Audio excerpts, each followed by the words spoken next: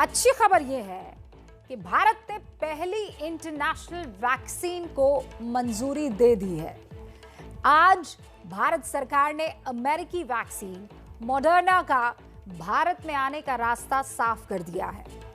पहली international vaccine इसे इसीलिए भी कहा जा रहा है क्योंकि रूस की वैक्सीन स्पुतनिक ने अपना ट्रायल भारत के डॉक्टर रेड्डीज के साथ मिलकर किया था। कुल मिलाकर अब भारत के पास 4 वैक्सीन हो जाएंगी। 3 पहले से ही लगाई जा रही है, जिसमें से अभी स्पुतनिक वैक्सीन जो है वो बहुत कम संख्या में लगाई जा रही है, लेकिन अब जल्द ही मॉडर्ना भी आ जाएगी।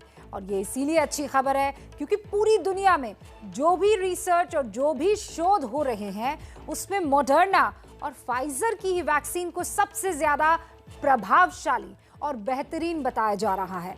ऐसी ही एक स्टडी आज भी आई जिसमें बताया गया कि मॉडर्ना और फाइजर की वैक्सीन से एंटीबॉडीज उम्र भर तक के लिए आपके जिस्म में रहेगी।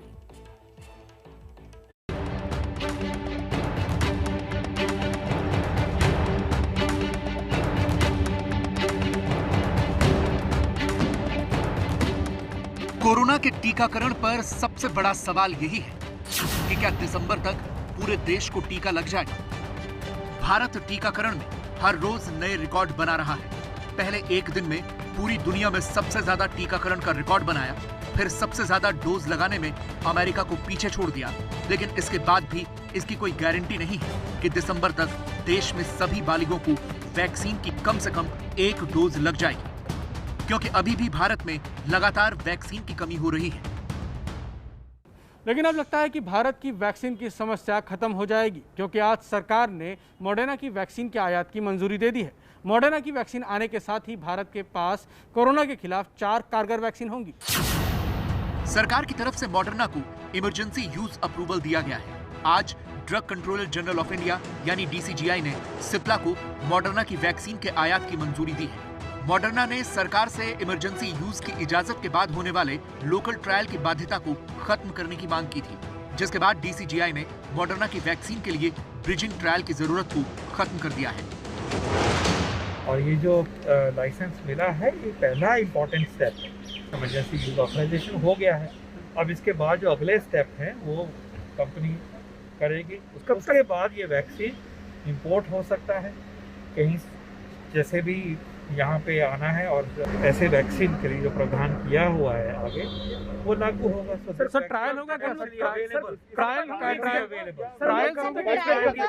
ट्रायल कोई नहीं।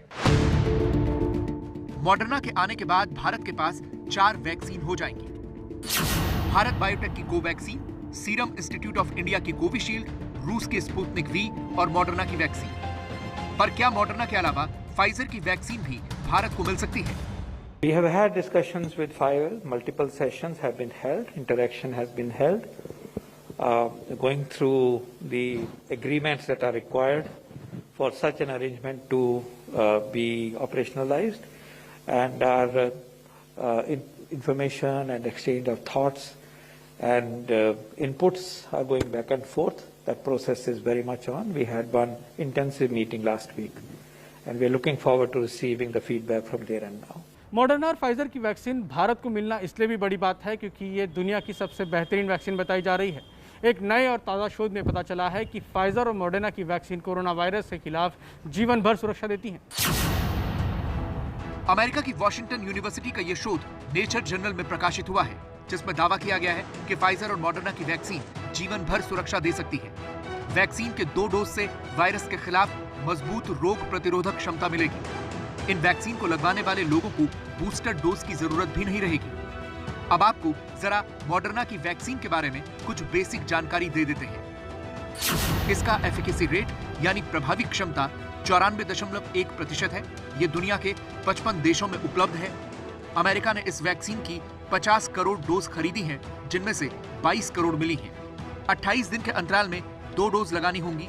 अभी ये वैक्सीन सिर्फ 18 साल से ऊपर के लोगों के लिए ही अप्रूव की गई है। वैक्सीन पर आज एक और गुड न्यूज सुनने में आई। ये खबर एक स्टडी की है। ऑक्सफोर्ड यूनिवर्सिटी ने एक स्टडी की है और दावा किया है कि एस्ट्राजेनेका और फाइजर की वैक्सीन आगे पीछे लगाई जाए तो ये कोरोना वायरस के खिलाफ ज्यादा मजबूत इम्यून सिस्टम बनाता है। स्टडी के मुताबिक अगर इन दोनों वैक्सीन की एक एक डोज को 4 हफ्ते के अंतराल पर लगाया जाए तो कोरोना के खिलाफ शरीर में बहुत ज्यादा एंटीबॉडीज बन जाती है। वैक्सीन की मिक्सिंग का ये ट्रायल फरवरी में शुरू हुआ था, जिसमें 830 वॉलंटियर्स पर यह ट्रायल किया गया था, जिसमें उन्हें 4 कॉम्बिनेशन में वैक्सीन दी गई थी। यानी कुछ लोगों को फाइजर या एस्ट्राजेनेका की 2 डोज दी गई, बाकियों को 1 डोज एस्ट्राजेनेका और फिर फाइजर या पहले फाइजर और फिर एस्ट्राजेनेका की डोज दी गई। जिन लोगों को मिक्स वैक्सीन दी गई उन्हें ठंड लगी, सिर दर्द और बदन दर्द हुआ, लेकिन यह साइड इफेक्ट बहुत कम समय के लिए था। इसके बाद इन लोगों के खून की जांच हुई ताकि उनके शरीर में मौजूद इम्यून सिस्टम का पता चल सके। पता चला कि जिन लोगों को फाइजर की वैक्सीन के 2 डोज दिए गए थे, उनके शरीर में एस्ट्राजेनेका की वैक्सीन की 2 डोज लगाने वालों की तुलना में 10 गुना ज्यादा एंटीबॉडीज पाई गई।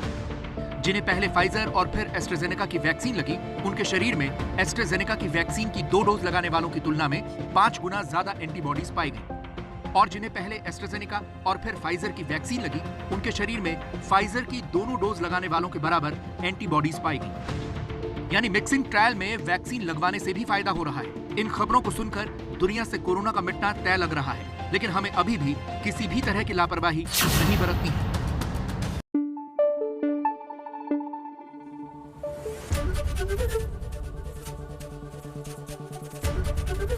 एबीपी न्यूज आपको रखे आगे।